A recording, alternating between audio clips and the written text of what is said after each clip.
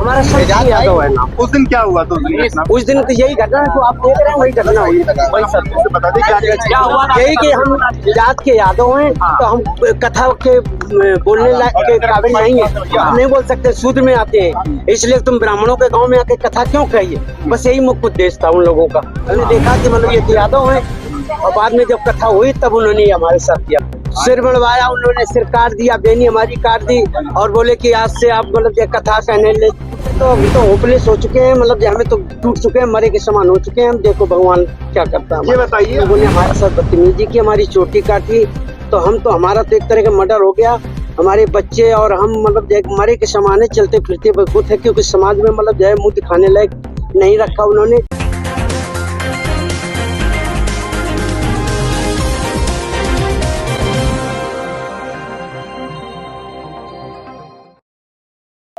नमस्कार, मैं कीर्ति और आप देख रहे हैं जीके न्यूज। जिस तरह से इटावा में गैर ब्राह्मण कथावाचक जो थे उनके साथ बदसलूकी की गई, उन्हें परेशान किया गया, उन्हें प्रताड़ित किया गया, उसको लेकर के कहीं ना कहीं जो यादव समाज में काफी आक्रोश है। आज हम मौजूद है यहाँ पे समाजवादी पार्टी कार्यालय पर। यहाँ पर हमारे साथ तमाम लोग मौजूद है। आज वो जो पीड़ित थे वो यहाँ पर मौजूद है और उनको न्याय दिलाने की बात सपा प्रमुख अखिलेश यादव जी की तरफ से कही गई है। सर, क्या कुछ कहना है जिस तरह से इटावा में यादव कथावाचक जो थे उनके साथ बदसलूकी की गई, उनको अपमानित करने का काम किया गया, जाति सूचक शब्दों का इस्तेमाल किया गया उनके साथ? देखिए, ये पूरा देश देख रहा है, इसमें कोई दो राय नहीं, सारे लोग इस घटना की कड़ी निंदा कर रहे हैं।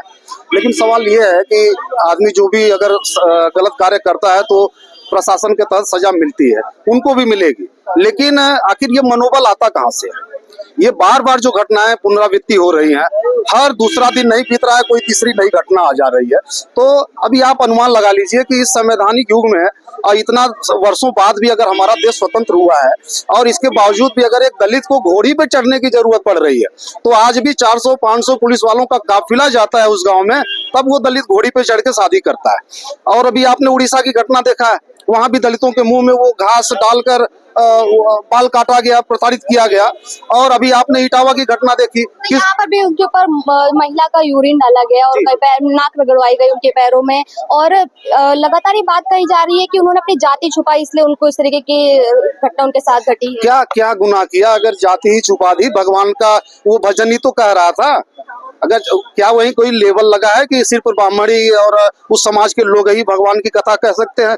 जब पूरा पीढ़िया समाज कथा को सुन सकता है तो बोल क्यों नहीं सकता है? अभी हम लोगों की प्रेस कॉन्फ्रेंस हुई, माननीय राष्ट्रीय अध्यक्ष जी ने प्रेस कॉन्फ्रेंस किया, बहुत सारे सवाल उठाए कि जिस प्रकार से लोग तमाम कानून लेकर आ रहे हैं, तो इस प्रकार से ये भी कानून बना दें कि सिर्फ अपर क्लास के लोगों को ही और ब्राह्मण समाज के लोगों को ही कथा बांचने का हक है, सिर्फ हम लोगों को सुनने का हक है।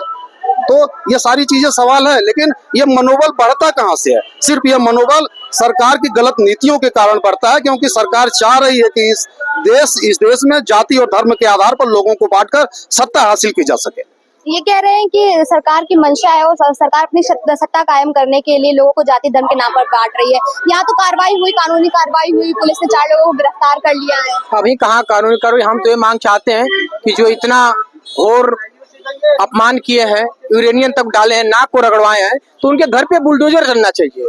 ये बताइए, पंडित कौन होता है? जिनके ऊपर ज्ञान है, जिनके ज्ञान है वही तो पंडित होते हैं। तो कौन सा खराब काम कर रहे थे? पीडीए के लोग थे, इनको ज्ञान था तो भगवान का ही जाप कर रहे थे, भगवान की तो पूजा कर रहे थे। लेकिन ऐसा कहा जाता है हमारे समाज में कि ब्राह्मण है वही सब कुछ कथा वथा कर सकते हैं, पूजा पाठ कराने का अधिकार भी उन्हीं को दे रखा है। ये कहाँ लिखा गया है? ये तो है थोड़े नहीं कहीं है, कहीं लिखा है बताइए कि केवल ब्राह्मण ही करेगा?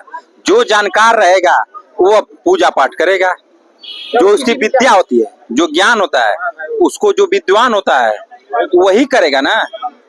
अब थोड़े भगवा पहन के आप ब्राह्मण हो गए, ये तो है नहीं। पहले वर्ण व्यवस्था के हिसाब से जातियों को बांटा गया था, कर्म के हिसाब से। तो कर्म के हिसाब से जो विद्वान था उसको पंडित कहा गया था। आज उस जन्मना आरक्षण का फायदा आज भी संवैधानिक युग में लोग ले रहे हैं।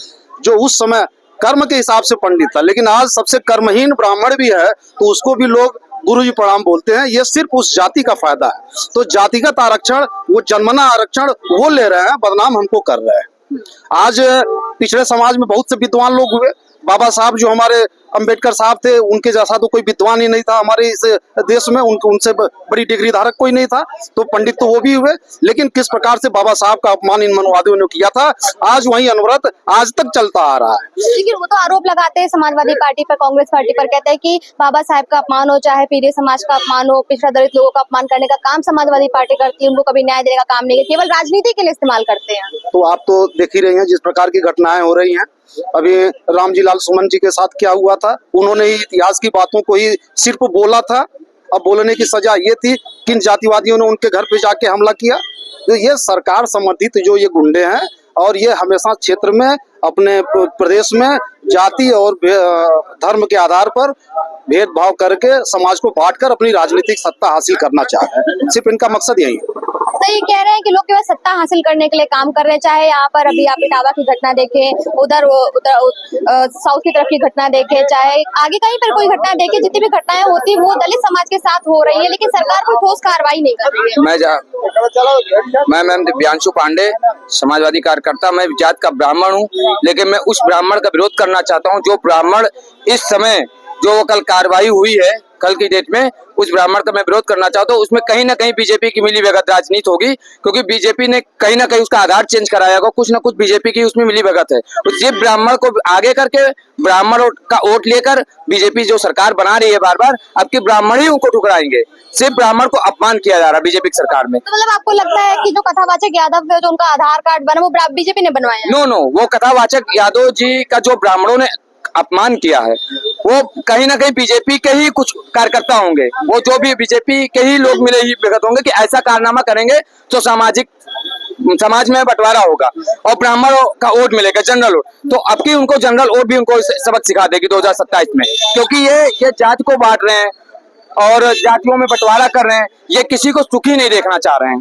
अभी तक 2012 से 17 में माननीय अखिलेश जी की जो सरकार थी, कहीं कोई बंटवारा नहीं था, कहीं कुछ नहीं था। लेकिन जो ये बंटवारा कर रहे हैं, मैं भी एक ब्राह्मण हूँ, मैं भी एक जात का ब्राह्मण हूँ, लेकिन मेरे साथ तो बहुत से यादव लोग हैं। मैं यादव लोगों के बीच में रहता हूँ, मुझे कोई अपमान नहीं किया गया। लेकिन इसमें कहीं ना कहीं बीजेपी की मिली भगत राजनीति है। तो मतलब इसकी जांच होनी चाहिए, इसकी जांच होनी चाहिए। और मैं आंदोलन के साथ हूँ, जो माननीय अध्यक्ष जी का आदेश होगा मैं वो कार्य करूंगा। आंदोलन के साथ हूँ, इसकी जांच होनी चाहिए, पूर्तिया जांच, उसको गिरफ्तार, उस पे मुकदमा करना चाहिए। 4 लोगों को गिरफ्तार किया गया है, उनकी जांच होनी चाहिए, मुकदमा करना चाहिए उनको तत्काल प्रभाव से। उनको पूछना चाहिए कि तुम किसके दबाव में कार्य कर रहे हो। आपको लगता है ऊपरी दबाव है? ऊपरी दबाव है, ये बिल्कुल ऊपरी दबाव है। अच्छा। ब्राह्मण ऐसा, जो मैं ये जानता हूँ, जो ज्ञानी है किसी भी जात का हो, वो ज्ञानी है। कोई भी हो, कोई जरूरी नहीं कि ब्राह्मण ही कथा कर सकता है, कोई भी ज्ञानी हो।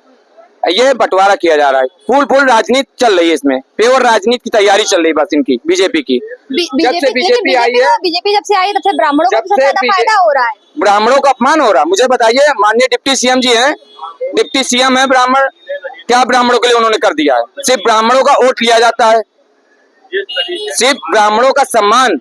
मैं देखा हूँ अभी तक जनेश्वर मिश्र जी का पार्क कौन बनवाया? अखिलेश जी बनवाए, माननीय नेताजी ने बनवाया, समाजवादी पार्टी ने किया।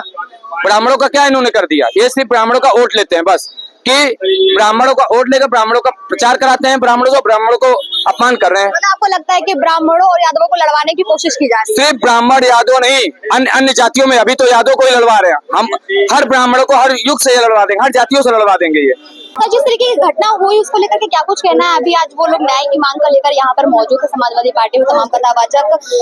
एक यादव होकर के उन्होंने ब्राह्मण के गांव में जाकर के कथा कहने की हिम्मत कर ली और उसकी सजा भी उन्हें मिल गई है। देखिए, इसमें गलत क्या है? जिसके पास ज्ञान होगा वही तो बांटेगा। हमारे जो शिक्षक होते हैं वहां तो हम जात नहीं पूछते, दलित समाज के हैं, यादव समाज के हैं, ब्राह्मण है, क्षत्रिय हैं। जिसके पास ज्यादा ज्ञान होगा, अच्छा ज्ञान होगा, उसी को शिक्षक के रूप में रखा जाता है। तो भागवत कहने का कोई ये तय नहीं कि ब्राह्मण ही भागवत कहेगा। लेकिन लोग तो कहते हैं सबसे ज्यादा ज्ञान ब्राह्मणों के पास होता है, ब्राह्मण ही कर सकते हैं, वही पढ़ा लिखा सकते हैं, कथा कहने का ज्ञान और अधिकार केवल उन्हीं को है। ब्राह्मण अपने सारे दायित्वों के कर्तव्यों को तो भूल गया। ब्राह्मणों का काम क्या था? शिक्षा देना और भिक्षा मांगना। ब्राह्मण भिक्षा कहाँ मांग रहा है आजकल, शिक्षा कहाँ दे रहा है?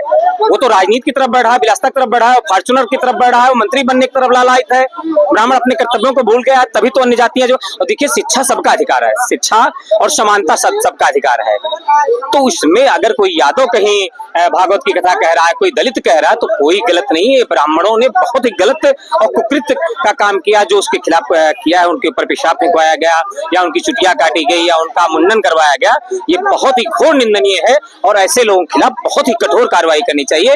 भारतीय जनता पार्टी की प्रदेश और देश दोनों जहां सरकार है, उनको ऐसे लोगों के खिलाफ जो ऐसा कार्य करते हैं बहुत ही कठिन और कठोर निर्णय लेना चाहिए। जब पहलगाम हमला हुआ तो कहा गया कि धर्म पूछकर की गई है सारी घटनाएं, यहाँ पर तो जाति पूछकर सारी घटनाएं की गई है, जाति पूछ करके उनको प्रताड़ित किया गया है, उनके ऊपर क्या क्या कहा जाए, उन शब्दों का इस्तेमाल किया नहीं जा सकता है ऑन कैमरा पे।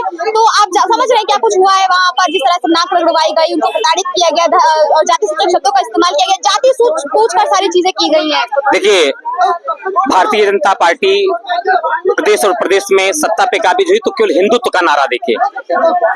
हिंदू में आता कौन है? केवल ब्राह्मण हिंदू है।